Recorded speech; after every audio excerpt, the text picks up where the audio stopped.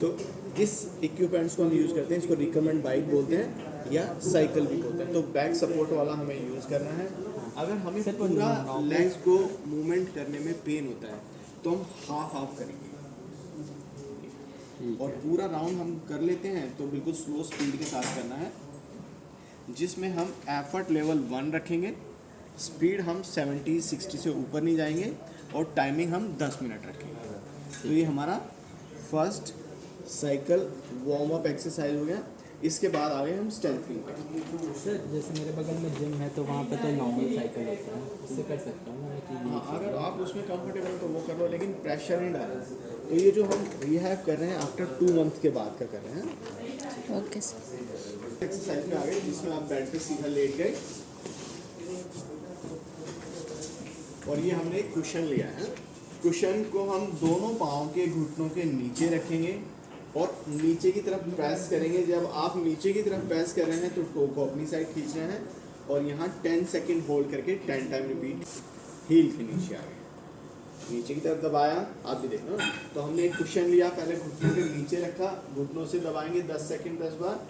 फिर हम उसी कुशन को आपकी हील के नीचे लिया, हील से नीचे प्रेस करेंगे 10 सेकेंड 10 बार। थर्ड एक्सरसाइज में हमने दोनों लेग को फोल्ड कर लिया और कुशन को हम दोनों लेग के बीच में लगाए, फिर से प्रेस किया 10 सेकेंड 10 टाइम। तो ये 3 बेसिक आइसोमेट्रिक एक्सरसाइज हो गया हमारा, जो हमारे लेग सपोर्टिंग मसल्स को स्ट्रेंथन करने में हेल्प करेगी। आप दोनों लेग सीधा करिए। इसके बाद एक पाँव को हमने सीधा ऊपर उठाया। अब यहाँ आप जमीन से 45 डिग्री एंगल में आ गए हैं, पंजों को अपनी तरफ खींचा और यहाँ 10 सेकेंड होल्ड करके रखी। यहाँ फिर वापस नीचे आ गए, सेम दूसरे लेग को उठाया। आपको दोनों पाँव से करना है, जिस पाँव में तकलीफ है उससे भी करेंगे और जो लेग आपका ठीक है उससे भी करेंगे। हम दोनों से स्ट्रेंथनिंग एक्सरसाइज करेंगे तो वो स्ट्रेंथ इक्वल रहेगा। कंटिन्यू एक पाँव से हम करते रहेंगे तो एक पाँव हमारा स्ट्रॉन्ग हो जाएगा और एक हमारा वीक रह जाएगा। राइट। इसके बाद एक साइड टर्न लिया, एक हाथ आपने सर के नीचे रखा है, बिल्कुल सीधा लेट गए, पूरा ऐसे राइट, और एक पाँव को सीधा फिर से ऊपर उठाया, यहाँ भी रोक के रखा हमने 10 सेकेंड, फिर वापस नीचे आ गए। तो ये सेम 10 सेकेंड होल्ड करके 10 टाइम रिपीट करें। आप पेट के ऊपर लेटो, दोनों हाथ बिलो द चिन, एक लेग को सीधा ऊपर उठाया, इसमें आप टो को बाहर की तरफ रखेंगे। नेक्स्ट एक्सरसाइज में हमने दोनों लेग फोल्ड किया इस तरह से। ये आपको स्लो स्लो ऊपर आना है। यहाँ 10 सेकेंड होल्ड किया, 1 2 3 4 5 6 7 8 9 10। फिर वापस चले गए, फिर से फिर वापस। आप दोनों पाँव हैंग करके बैठिए, दोनों पाँव लटका के बैठ जाइए और दोनों लेग को ऊपर की तरफ उठाइए। फिर वापस नीचे, फिर से ऊपर उठाया। तो ये भी हम 10 सेकेंड होल्ड करेंगे। सब एक्सरसाइज गुड पोस्चर के साथ स्लो करना है एक्सरसाइज और आइसिंग जरूर करना। नेक्स्ट आप फिर से उठाया, फिर वापस। ये हमारा काफ रेंज हो गया। ठीक। सेकेंड आप दीवार के साथ खड़े हो गए और ये दोनों पाँव के टो को उठाए। लास्ट में कुछ बैलेंस एक्सरसाइज करेंगे। जैसे लाइन है तो लाइन में हमने वॉक किया इस तरह से, ऐसे ही टो वॉकिंग,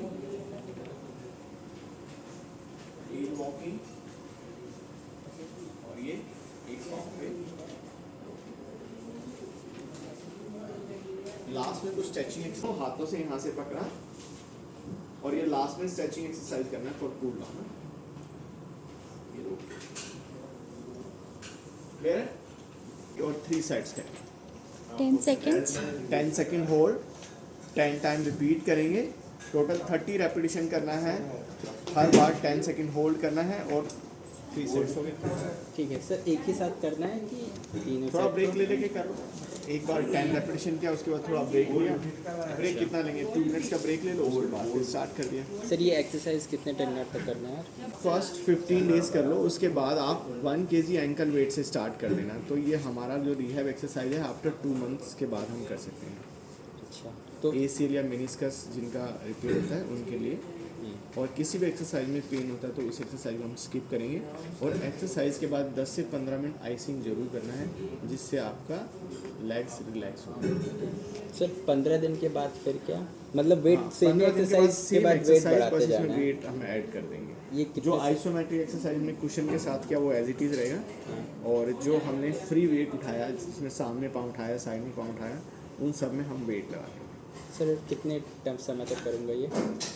अभी बताया ना 15 डेज तक करना है आपको, 2 वीक, उसके बाद फिर आप वेट लगाएं। और वेट के साथ फिर 15 डेज फिर वैसे ही वेट बढ़ाते हाँ, बढ़ाते फिर तो हम वेट total बढ़ाते हैं। कितने तो हम समय तक? फर्स्ट 2 वीक 1 kg रखेंगे, 3rd वीक में हम 2 kg कर देंगे। ठीक है। फिर अपने अकॉर्डिंग आप वेट बढ़ाते रहिए, 5 kg तक आप जा सकते हैं। अच्छा। और फिर आप आफ्टर 3 मंथ के बाद जिम स्टार्ट कर देंगे। नॉर्मल जिम 3 मंथ के बाद पूरा नॉर्मल हो जाएगा, उसके बाद कोई फिजियोथेरेपी का ज़रूरत नहीं है? 3 मंथ्स के बाद जब हम जिम ट्रेनिंग पे आ जाते हैं तो फिर हमें फिजियो की जरूरत नहीं पड़ती, फिर हमें फिटनेस करना होता है। नॉर्मल तो जो रिहैब का फेज होता है वो चेंज हो जाता है, अच्छा ठीक है। सर 3 क्योंकि मंथ 3 मंथ्स के बाद पेन कम हो जाता है, स्वेलिंग कम हो जाता है, और पेशेंट भी थोड़ा कॉन्फिडेंस हो जाता है इन सब एक्सरसाइज जो हमने किया करने के बाद। कुछ 1-2 नॉर्मल एक्सरसाइज बता सकते हो आप 3 महीने के बाद, जैसे लेग एक्सटेंशन है, लेग कर्ल है, लेग प्रेस है, जो ऊपर हाँ, प्रेस करते हैं ये सब जिम बेस और एक्सरसाइज। जो ऐसे सीधा आप करते किसी हैं? भी बेसिकली gym में- लेग का जितना भी मशीन है, स्क्वाट पूरा कर सकता हूँ मैं? स्क्वाट्स आप हाफ कर सकते हैं, बॉल स्क्वाट नहीं, के साथ। After 3 month. आफ्टर 3 मंथ आप हाफ स्क्वाट्स करेंगे,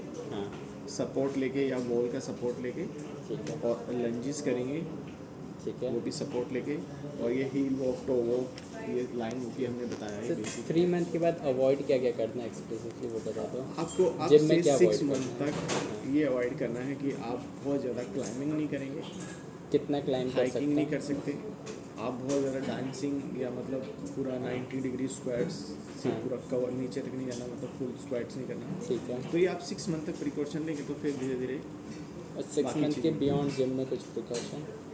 बहुत हैवी लिफ्टिंग नहीं करना है, ट्रेडमिल पे जंप, रनिंग नहीं करना, हाँ। और मतलब बहुत एरोबिक जुम्बा वगैरह नहीं करना है, ये सब चीज़ें। सर करंट सीन में कितना स्टेयर्स, मतलब कितने फ्लोर तक चढ़ सकते हैं? अभी जो आपका सिचुएशन है, जैसे कि आपको 2 मंथ हुआ है, तो अभी आपको ध्यान रखना है, अभी बहुत ज़्यादा स्टेयर्स वगैरह नहीं चढ़ना। ठीक है। अवॉइड करना है Avoid बेसिकली। एक फ्लोर चढ़ सकते हैं? हाँ, 1 फ्लोर चढ़ सकते हैं, वो भी आप सपोर्ट लेंगे, अच्छा, मतलब अवॉइड ही करना है बेसिकली। क्योंकि बहुत ज़्यादा स्टेयर क्लाइंबिंग या एरोबिक एक्टिविटी करने से हमारे नी में कभी कभी इन्फ्लेमेशन हो जाता है। इन्फ्लेमेशन मतलब वाटरिंग, Swell. सूजन हो जाएगा, है ना, वाटरिंग हो जाएगा, या फिर पेन आपका बढ़ जाएगा। तो ये सब चीज़ें अवॉइड करना चाहिए फर्स्ट उस टाइम। सर आइस पैक नीज पे ही होगा ना जहाँ पे सर्जरी हुआ? जहाँ पर आपका पेन वाला एरिया है या जहाँ पर आपका सर्जरी है, उस एरिया को कवर करते हैं, पूरा नी पे हम आइस पैक रखेंगे 15 मिनट से ज़्यादा नहीं रखना, 10 to 15 मिनट के बीच में होना चाहिए। सर और वो एंकल विथ नॉर्मल वाला ना जो यहाँ पे लगाते हैं? Thank you so much sir. Thank you.